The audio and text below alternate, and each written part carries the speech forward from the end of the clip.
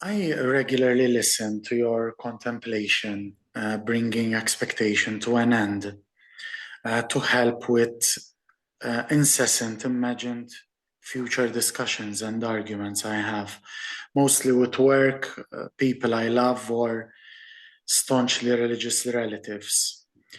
While I find the peace temporarily, the thoughts keep returning, often driven by a need to be accepted, understood, or to defend myself, remain in control, be right. Even when I embody that there is no separation, we are one being, the peace doesn't last. So, my question is, what else can I do to address this recurring pattern, Okay. and how resting in being can help with it? Yes. Okay, Wayne.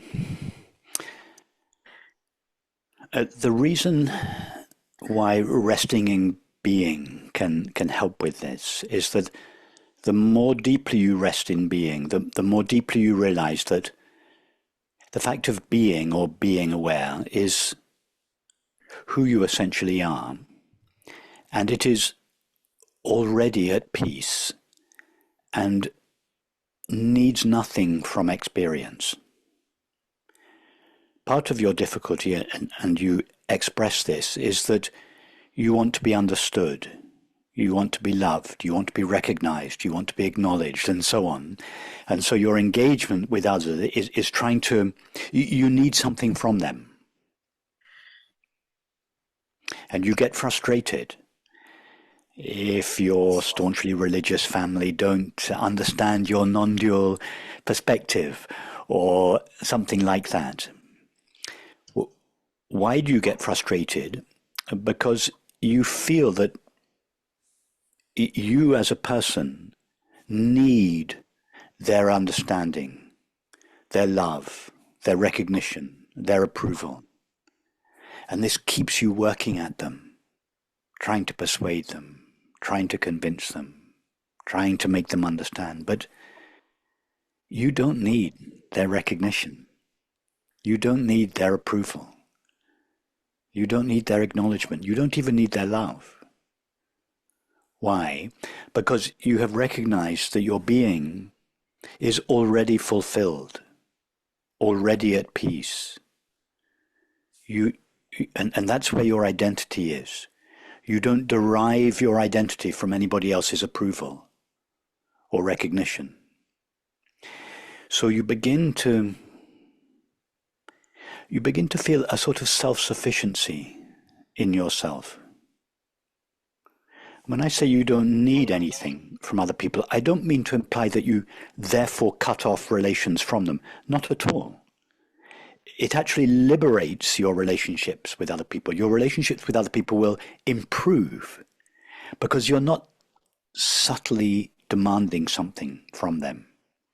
When you're having a conversation with your staunchly religious family, what you're really saying is, please acknowledge me, please recognize me, please love me. And they feel it, even though neither you nor they formulate this in their minds. But they feel this pull. But now you're established in your being, and they're having a conversation, and they feel Wayne he's just so peaceful. He's not trying to convince us of anything. He doesn't disapprove of us. He doesn't need anything from us. They will come towards you because of that. They won't move away.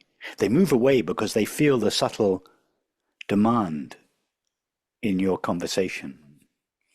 So this is how resting in your being will help with relationships without your having to work directly on those relationships. Okay. Or even if we're discussing something and they're not understanding, or they want themselves to be right and they want the last word, I can just Yes, nothing. let them be right. Let them be right. What is it to you? You see, why doesn't the ego like it when somebody else is right? Because it means that you are wrong. And when you feel wrong, what do you feel? You feel diminished. Therefore, you want to be right. You want them to be wrong. Why does the ego criticize other people? It's not really interested in criticizing other people. All it wants to do is elevate itself above them. Now, if you're established in your being, you don't mind whether you're right or not. You don't feel diminished if it turns out, for instance, that you're wrong. You make a mistake. You are asserting something, and then a piece of information comes to light, and you realize, oh, I was wrong. And you just say, I'm so sorry. You're quite right. I was wrong. Do you feel diminished by it? No. Do you feel aggrandized if it turns out that actually you were right? No. Because your identity is not invested in being right or wrong. Your identity is invested in your being. So when I'm sorry. No, go on. So when I'm being, if I'm interacting with people, because I'm still getting used to resting and being while interacting with people. So if they press certain buttons, can I just drop my awareness again into this peaceful place? Absolutely. Sometimes it's here, sometimes it's unlocalized. That's what being, right? Okay. That's it, yes. Your family or others, they may still press your buttons for a while because you have a psychological makeup. So you may react to certain, that's fine. They press your buttons, but you're not living in your thoughts and your feelings. You're living in your being. So they press your buttons, the reaction arises, but you don't snap at them or defend yourself. You just notice, oh, there's a bit of emotional reactivity, pause, go back to your being, let it drop, and go back to the conversation. And you will find your relationships will improve without your having done anything about them. That's comforting, because sometimes I can rest in being and it feels very peaceful, and sometimes I'm just aware and it doesn't feel very peaceful when I'm just resting in awareness and I'm just present. Yes, Is that but right? Is that still okay? your thoughts and feelings may not be peaceful, but you are peaceful. Okay. In the background. You, the awareness that knows them, are always peaceful.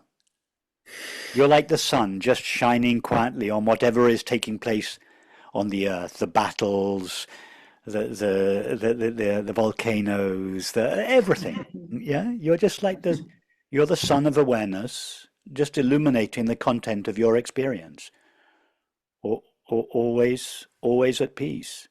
Your thoughts are sometimes at peace, sometimes agitated. Your feelings are sometimes pleasant, sometimes unpleasant. But you are always at peace. You're not at peace. You are peace. So I'm not allowing, I am that allowing space. I am that open You are that. space. You are that aware openness in which all your experience arises, and with which it is known.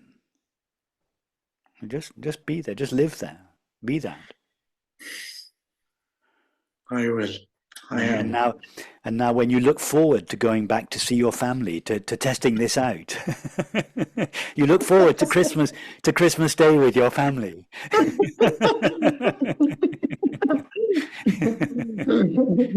Thank you. I will. I am now. Nice to meet you, Wayne. Thank you, Rupert. Nice to meet you too.